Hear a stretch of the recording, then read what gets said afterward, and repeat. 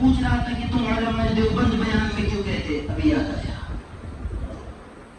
میں علی اعلان بے باکی کے ساتھ یہ کہتا ہوں کہ علماء دیوبند اس دھرتی پر، اس آسمان کے چمکتے ہوئے ستاروں کے نیچے کسی ماں کی کوکھ نے وہ بچہ نہیں جنا جو علماء دیوبند کو دلائل میں پھنسا سکے۔ بے تاج بادشاہ علماء دیوبند، رب نے علماء دیوبند کو ہر میدان میں ہیرے دیے ہیں، ہیرے انمول ہے۔ انمول کیا مانا؟ انمول جس کی کوئی قیمت نہیں لگائی جا سکتی، انمول ہے۔ سونا تو سونا نہیں کہہ رہا میں، ہیرے کہہ رہا ہوں، ہیرے۔ سونے میں پھر بھی کوئی چیز ملائے تب جا کر کے زیور بنتا ہے، ہیرے کہہ رہا ہوں۔ علماء دیوبند کو آپ کھول کر دیکھ لیں۔ میں کہتا ہوں اگر آپ دین پھیلانے کے میدان میں دیکھ لیں تو رب نے علماء دیوبند کو بانی تبلیغ حضرت جی مولانا الیاس دہلوی رحمۃ اللہ علیہ دیا۔ اگر دین کو تلوار کے ذریعے بچانے کی باری ہو تو رب نے علماء دیوبند کو عطا اللہ شاہ بخاری دیا۔ دین کے ذریعے جب بھی بات آتی ہے کہ دین کو بچایا جائے تلوار کے ذریعے تو رب نے علماء دیوبند کو ملا عمر دیا۔ اور اگر علماء دیوبند، علماء احناف پر جب بھی کوئی اعتراض آئے ہیں، جب بھی کوئی سوالات کھڑے کیے گئے ہیں تو ختم نبوت زندہ باد کا نعرہ لگانے والا ایک مرد جلال نظر آتا ہے جسے آج دنیا سید عطا اللہ شاہ بخاری کے نام سے جانتی ہے۔ میرے دوستوں، لوگ آج کہتے ہیں نا کہ ہم تو کل آئے ہیں اور یہ تو کل مدرسہ ان کا بنا ہے، ہم تو برسوں سے یہاں پر ہیں، یہ دیوبند والے کیا ہے۔ مجھے اپنے آپ پر فخر ہے کہ میری نسبت اللہ نے بڑی اونچی بنائی، ہماری نسبت اللہ نے بڑی اونچی بنائی ہے کہ ہم براہ راست روحانی طور پر ہماری نسبت محمد عربی صلی اللہ علیہ وسلم سے ملتی ہے۔ کیسے ملتی ہے؟ ہمارے بڑے، ہمارے سر کے تاج، ہمارے مشفق و مربی، حجت الاسلام والمسلمین، قاسم العلوم والخیرات حضرت مولانا محمد قاسم صاحب نانوتوی رحمۃ اللہ علیہ نے علم حاصل کیا اپنے استاد شاہ عبد الغنی سے، اور شاہ عبد الغنی نے علم حاصل کیا شاہ اسحاق سے، اور شاہ اسحاق نے علم حاصل کیا شاہ عبد العزیز سے، شاہ عبد العزیز نے شاہ ولی اللہ محدث دہلوی سے، اور شاہ ولی اللہ محدث دہلوی نے علم حاصل کیا شیخ ابو طاہر المدنی سے، شیخ ابو طاہر المدنی نے علم حاصل کیا احمد بن محمد سابعی سے، احمد بن محمد سابعی نے علم حاصل کیا شیخ حسام الدین صاحب کنز العمال سے، اور شیخ حسام الدین نے علم حاصل کیا ربیع ابن سری سے، ربیع ابن سری نے علم حاصل کیا امام ابو عیسیٰ ترمذی سے، امام ابو عیسیٰ ترمذی نے علم حاصل کیا حضرت امام بخاری سے، امام بخاری نے علم حاصل کیا حضرت حماد سے، حضرت حماد نے علم حاصل کیا عبداللہ ابن مبارک سے، عبداللہ ابن مبارک نے امام ابو حنیفہ سے، اور امام ابو حنیفہ نے انس بن مالک سے، اور حضرت انس بن مالک نے عبداللہ ابن مسعود سے، اور حضرت عبداللہ ابن مسعود نے علم حاصل کیا امام الانبیاء صلی اللہ علیہ وسلم کی ذات اقدس سے۔ میں کہتا ہوں دیوبند کی عظمت کو ترازو میں نہ تول، تو ہر دور میں انمول رہا ہے۔ کیا بات کرتے ہو کہ جنگ آزادی میں ہندوستان کا کوئی حصہ نہیں ہے، مسلمانوں کا، یہاں کے علماء اکرام کا کوئی حصہ نہیں ہے؟ انہوں نے تو خون کی ندیاں بہا دی تب جا کر یہ دین ہم تک پہنچا ہے، یوں نہیں پہنچ گیا۔ اس میں ایک لیڈر آتا ہے، کون سا لیڈر؟ شیخ الہند رحمۃ اللہ علیہ کی ذات اقدس۔ کسی نے سوال کر لیا یہ شیخ الہند کون ہے؟ میں آئندہ جمعہ کو جب ہسٹری بتاؤں گا دارالعلوم دیوبند کی تو شیخ الہند کا تذکرہ کروں گا۔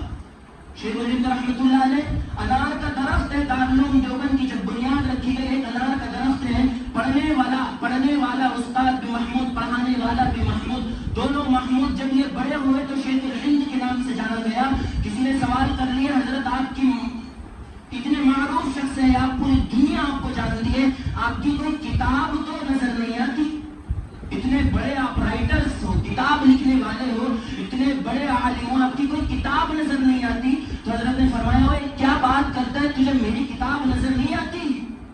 فرمایا اگر قرآن کریم کے علم میں تمہیں میری کتاب دیکھنی ہو تو علامہ شبیر احمد عثمانی کو دیکھ لے، اور اس کے بعد علم حدیث میں کوئی کتاب دیکھنی ہو تو علامہ سید انور شاہ کشمیری کو دیکھ لے، فقاہت کے میدان میں دیکھنا ہے تو مفتی عزیز الرحمان، مفتی کفایت اللہ کو دیکھ لے، جدوجہد کے میدان میں اگر دیکھنا ہے تو میرے ایک شاگرد عبید اللہ سندھی کو دیکھ لے، اور اگر دین پھیلانے کے معاملے میں دیکھنا ہے تو میرا الیاس، حضرت جی مولانا الیاس صاحب رحمۃ اللہ علیہ کی ذات اقدس کو دیکھ لے کہ جب حضرت نے پانی پت کے علاقے میں تبلیغ کا کام شروع کیا، آپ کتابیں اٹھائے مکتوبات، جب حضرت مولانا الیاس صاحب رحمۃ اللہ علیہ نے تبلیغ کا کیا، پانی پت کے ایریے میں پہلی مرتبہ گئے ہیں، تو کیا شخصیت کیا ہے مولانا الیاس صاحب کی؟ دبلا پتلا انسان ہے، بڑی عاجزی، بڑی انکساری. جب جاتے ایریے میں اور لوگوں کو کہتا ہے کہ آ جاؤ لوگوں کلمہ پڑھ لو، چلو نماز پڑھ لیں گے.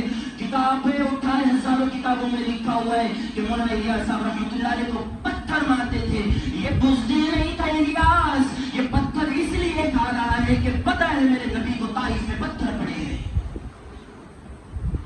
یہ علماء دیوبند کی داستان ہے، اور ہم اس نعمت پر شکر کرتے ہیں کہ اللہ تبارک و تعالی نے صحابہ کرام والی جیسی نعمت دی، تو ہم اس پر اللہ کا شکر کرتے ہیں.